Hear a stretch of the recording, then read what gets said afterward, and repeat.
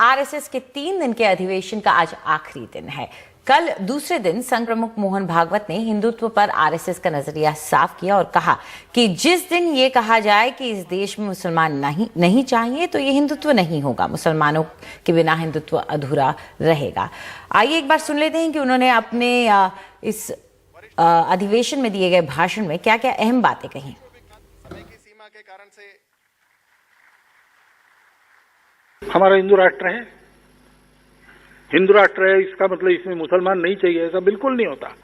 जिस दिन ये कहा जाएगा कि हाँ मुसलमान नहीं चाहिए, उस दिन वो हिंदुत्व नहीं रहेगा।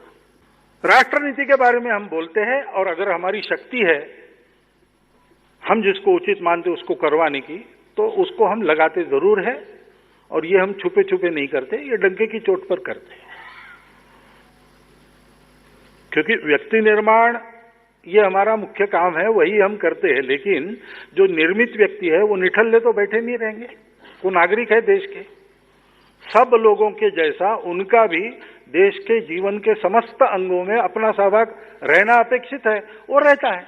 ये एक जबानी बात है, ये जमीनी हकीकत कुछ और है। जो इनकी हिंदुत्व की पॉलिसी है उसमें मुसलमान के लिए कोई जगह नहीं है हकीकतन जमीन पर, मगर कहने को प्यारी प्यारी मीठी मीठी बातें की जा सकती हैं।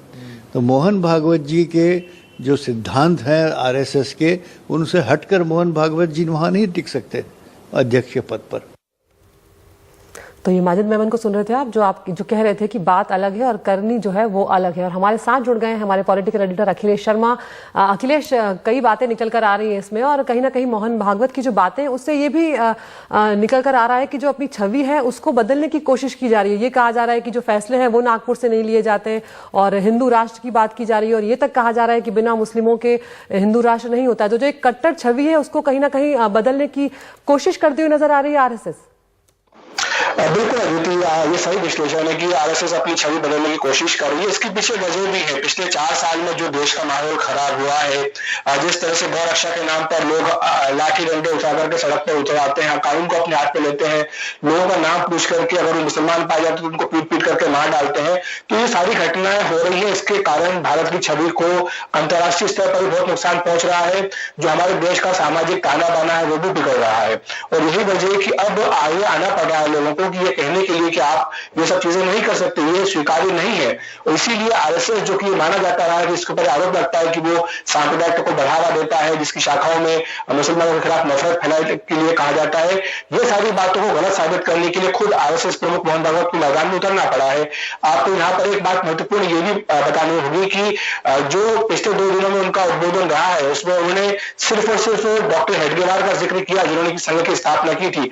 उसके बाद जो गोलवलकर आए या और जो दूसरे संघ प्रमुख रहे हैं उनका जिक्र उन्होंने नहीं किया है। हालांकि कल सावरकर का नाम उन्होंने एक संदर्भ में लिया था, लेकिन अगर सावरकर का नाम एक बार लिया तो बाबा साहब अम्बेडकर का नाम 3 बार लिया है। तो ये एक संघ की तरफ से संतुलन बैठाने की कोशिश के तौर पर माना जा रहा है।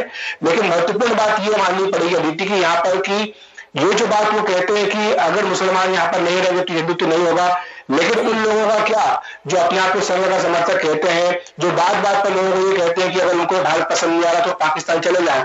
कल जब भागवत की बात कर रहे थे गिरिराज सिंह वहां बैठे हुए थे सामने।